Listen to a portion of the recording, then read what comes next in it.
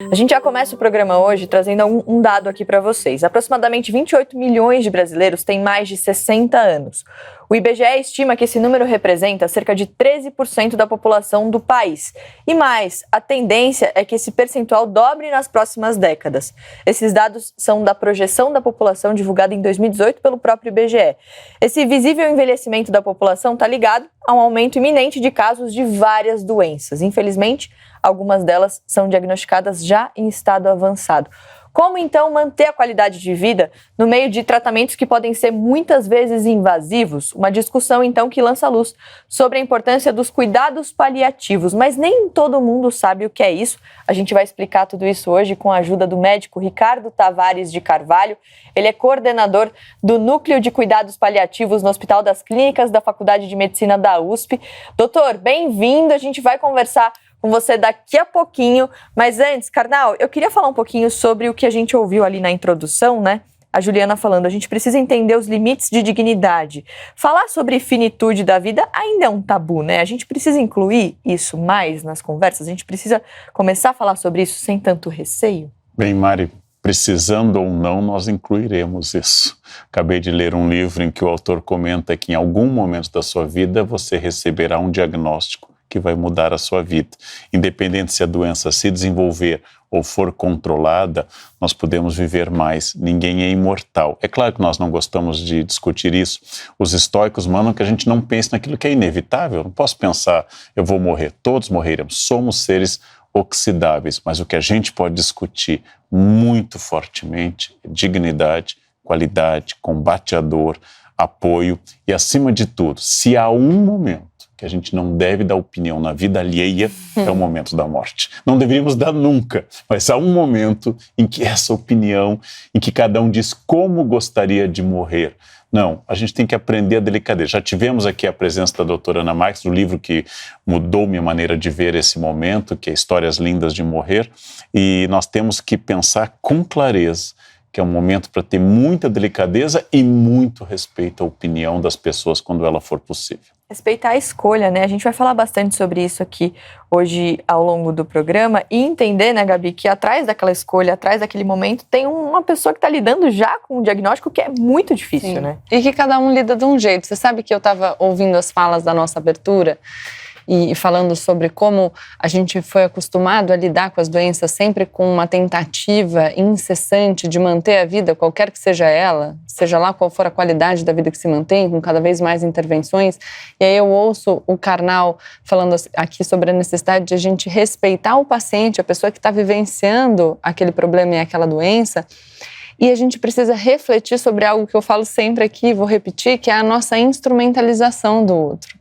Então, quando uma pessoa recebe um diagnóstico que muda a vida dela e quando ela tem que se deparar com um pensamento sobre a morte, que é algo, enfim, todo mundo tem que pensar, mas a gente gosta de evitar o máximo possível, quem está no entorno dessa pessoa também é demandado nesse sentido.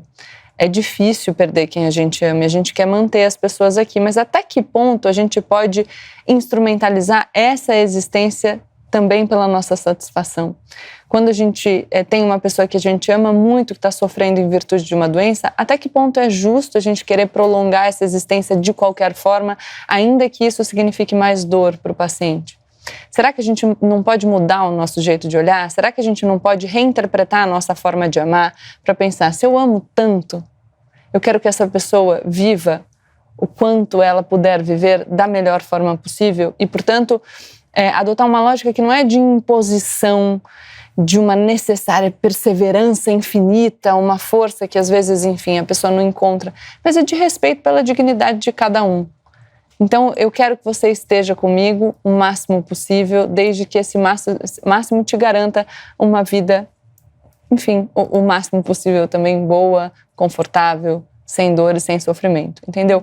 Menos a gente, mas o outro. E esse tipo de amor altruísta, ele é o mais bonito, né, que existe. Bom, a gente vai incluir vocês na conversa, então, porque a gente perguntou lá no nosso perfil no Instagram. Se você sabe, então, o que são esses cuidados paliativos, vamos ver na tela o resultado. 72% das pessoas disseram que sim, 28% disseram que nunca ouviram falar em cuidados paliativos. Então, vamos logo então trazer para a nossa conversa um especialista nesse assunto. Como você viu na abertura do programa, a gente vai conversar com o médico Ricardo Tavares de Carvalho. Ele é coordenador do Núcleo de Cuidados Paliativos no Hospital das Clínicas da Faculdade de Medicina da USP. Doutor, bem-vindo ao Tonight. A gente vai ficar com você aqui ao longo do programa para tirar todas as nossas dúvidas, inclusive dúvidas que chegaram pelo nosso perfil no Instagram. Eu queria então começar, a gente viu agora na nossa enquete que tem muita gente que não sabe o que são os cuidados paliativos. Então, para começar, eu queria que o doutor explicasse para a gente um pouquinho, então, para a gente iniciar a nossa conversa. Por favor. Tá bom. Bom, vamos lá. Prazer estar com vocês. Vou tentar ser o mais objetivo possível. Cuidado paliativo é uma forma de tratamento que foi desenvolvido historicamente de uma maneira moderna a partir do final da década de 60, lá na Inglaterra, através do trabalho da doutora Cicely Saunders. Chegou no Brasil de uma forma mais, vamos dizer assim, ativa a partir do começo do século XXI, e agora já é uma coisa que tem se desenvolvido um pouco mais. Mas ainda 28% das pessoas, segundo a tua enquete, nunca ouviram falar. Então é uma forma de tratamento que deve ser associado ao tratamento que a gente chama de convencional, a partir de uma série de características particulares que ele tem, a partir do diagnóstico de uma doença que a gente fala ameaçadora da vida, ao longo e de uma forma progressiva e diferente ao longo dessa trajetória, até o momento final da vida, da morte, que é o que as pessoas mais entendem como sendo de fato o cuidado paliativo, né? Uma coisa do fim da vida, mas é uma coisa que se estende a partir do começo da evolução da doença. E hoje, mais modernamente, o conceito está aberto para uma questão do cuidado humano. Então, o cuidado paliativo é visto como um direito humano. Ser cuidado é algo que a sociedade precisa se voltar e está se voltando com uma atenção devida. É um cuidado para pessoas frágeis, vulneráveis, refugiados, populações, minorias, populações carentes. Então, é uma forma que vai, hoje em dia, o conceito, a partir principalmente de 2018, para além da questão da doença e do sofrimento da doença, mas do sofrimento humano de uma maneira muito mais ampla. Doutor, a gente vai aqui ao longo do programa fazer várias perguntas, inclusive trazer dados também, números aqui para a nossa conversa. Gabi? Eu tô com uma curiosidade aqui, porque eu ouvi o doutor Ricardo falar e eu fiquei pensando no seguinte: quando você diz que essa compreensão do cuidado paliativo foi se ampliando para não pensar só na doença, nesse fim de vida, eu fiquei refletindo sobre se essa lógica de eficiência sob a qual a gente vive não foi o que fez com que, por tanto tempo, nós não prestássemos atenção nesse cuidado paliativo como um cuidado com a saúde de todas as pessoas. Explico por quê. Porque a gente acaba interpretando toda a nossa relação com a doença, enfim, sempre deixando de lado o que é preventivo e o que é paliativo para buscar a questão da eficiência na cura. A gente tem que buscar a cura, sempre perseverar nesse sentido, e isso nos impede de compreender essas outras dimensões que podem nos ajudar muito, inclusive, a não precisar gastar toda a nossa energia nessa busca de uma eficiência que por vezes não vai ser alcançada. Deu para compreender a minha pergunta? Faz sentido essa minha reflexão? Faz sentido, e você tem razão. Quer dizer, isso é uma coisa que aconteceu historicamente. Quer dizer, a gente, médica, cuidar da saúde tem sido agora um pouquinho diferente, mas muito médico-centrado, em cima da medicina hipocrática, da medicina paternalista, em que o profissional de saúde, principalmente o médico, tem uma posição de ascensão para com os pacientes e a família. É quase uma relação de poder, meio torta, mas não deixa de ser.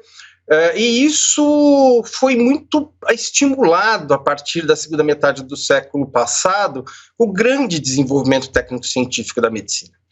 E aí a gente começou a se achar capaz de tudo. A gente pode prolongar a vida indefinidamente. E aí vieram as questões da bioética para tentar regular isso, a partir principalmente da década de 70.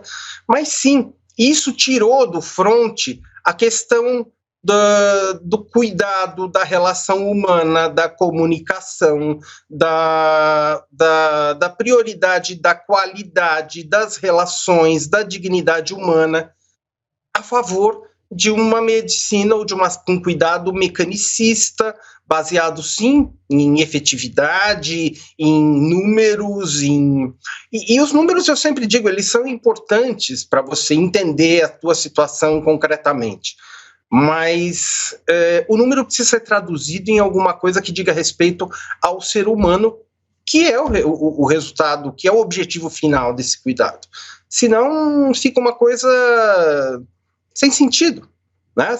Um cuidado, por mais técnico, e o cuidado paliativo é técnico, é um conhecimento científico, em muitos lugares do mundo é uma especialidade médica já, no Brasil, infelizmente, ainda não.